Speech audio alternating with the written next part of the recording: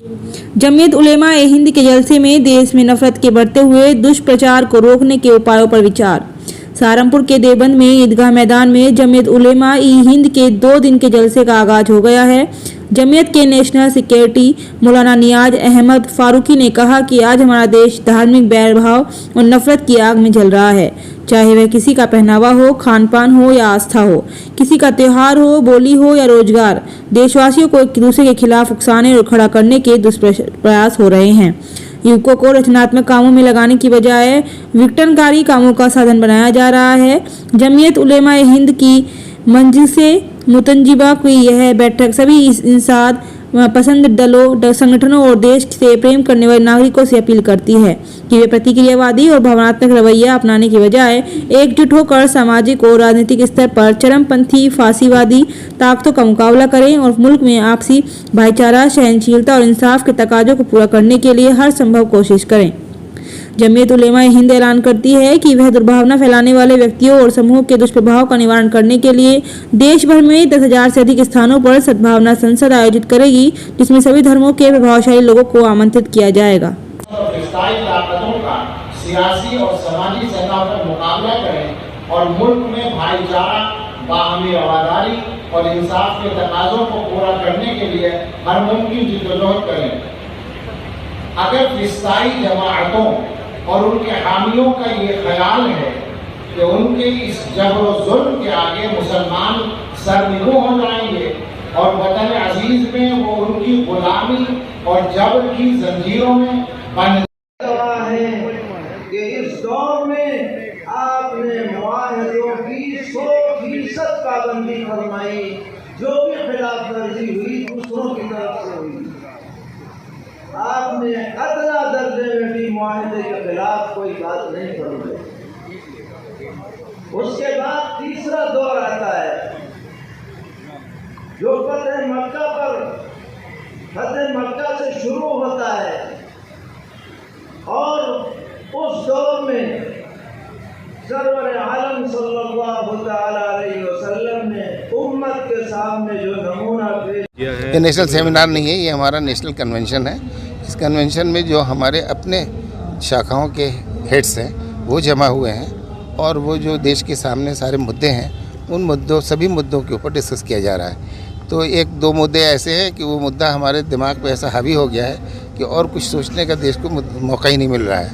तो उनमें ये जो इबादत गाहों का मुद्दा सबसे बड़ा मुद्दा बन गया है। हालांकि ये सबसे बड़ा मुद्दा है नहीं, इसे बनाया जा रहा है। तो सबसे पहले ये लोगों को बताना है कि भाई आप इसमें फंस करके आपकी जो असल सवालात हैं उनको मत भूल जाइए, उनके ऊपर काम करिए, उन पर बात करिए। तो एक तो ये मुद्दा रहा। दूसरे ये कि नफ़रत और दावत, ये धर्म संसद, ये दूसरे मज़हब के लोगों को गालियाँ देना, ये कहना कि इनको हम तलवार से मुकाबला करेंगे, इनको कत्ल कर देंगे, ये लोग बहुत सारे लोग डराने की कोशिश कर रहे हैं। इतनी बड़ी कौम है, डर जाएगी क्या? तो डरने या उस खौफज़दा होने की ज़रूरत नहीं है। इसी तरह हमको भड़काया भी जा रहा है कि दूसरी तरफ हमारे ही लोग खड़े होकर के हमको भड़काने की कोशिश करते हैं, तो हमें उनका भी मुकाबला करना है। तो दोनों तरफ से हमारे ऊपर यलगार है, डराने वालों की और भड़काने वालों की। हमें अपने नौजवानों को ये पैगाम देना है कि तुम्हारे असल काम जो है, तो हमने काम शुरू किया है जमीयत यूथ क्लब, उसके अंदर हमने अपने नौजवानों को भारत स्काउट से जोड़ा है। भारत स्काउट के बारे में सभी जानते हैं, आप सब लोग कभी ना कभी उसमें रहे होंगे। तो क्यों जोड़ा है कि हमको ना भड़काने में आना है और ना हमें इसमें करना है, हमें अपना काम करना है। तो इस तरीके से मुद्दे हैं, तालीम के मुद्दे हैं। तो हमने अपने नौजवानों को जो मदरसे में पढ़ते हैं, अब ये हमारे मुल्क के लीडर अजीब अजीब तकरीरें करते हैं। असल बात सही है कि हमारे लोगों में तालीमी पिछड़ापन है, ये कोई कहने की बात नहीं है। असल बात यह है कि हम कैसे दूर करें उसे, हम अपना योगदान देना चाहते हैं। तो हमने ये तय किया कि 50,000 स्टूडेंट्स को हम हायर सेकेंडरी का एग्ज़ाम दिलाएंगे और उसमें न कोई उर्दू का सवाल है, न हिंदी का सवाल है, न संस्कृत का सवाल है, न उसमें कोई ऐसा मजहबी सवाल है, बल्कि जो भी हमारी अपनी कंट्री का सिलेबस है, जो कि सबसे बड़ा बोर्ड है NIS, उसके अंडर में उसके मुताबिक हम उन लोगों को ज्ञानव्यापी इसके बारे में ये मसला अदालत के अंदर है, अदालत में चलने दीजिए और इसको सड़क पे मत लाइए।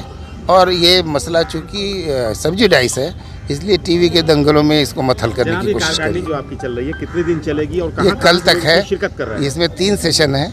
एक सेशन अभी 1 बजे ख़त्म हो जाएगा, दूसरा सेशन 7:30 बजे से 10 बजे तक आज शाम को होगा, तीसरा सेशन कल 9 से 1 बजे तक होगा।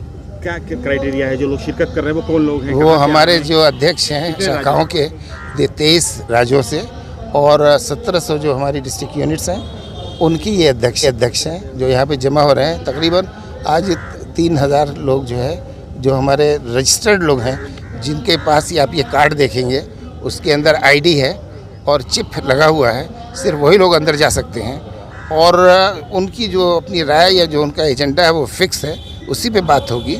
और एक पर्टिकुलर हमारा तरीका है, जैसे कि लोगों के सामने एक तजवीज़ रखना, फिर लोगों अपनी राय देना, फिर उसके बाद उसको पारित कराना। अगर वो पास हो जाता है तो फिर हम उसे पब्लिक में आम करते हैं। खुला हुआ अधिवेशन है, आप सब लोगों को देखने, कवर करने और जानने की इजाज़त है। कुछ छिपा के नहीं हो रहा है, कुछ ढक के नहीं। सेमिनार जो रखा हुआ है किस मुद्दे को लेकर रखा हुआ है? अरे भाई, इतनी देर तक वो सब कुछ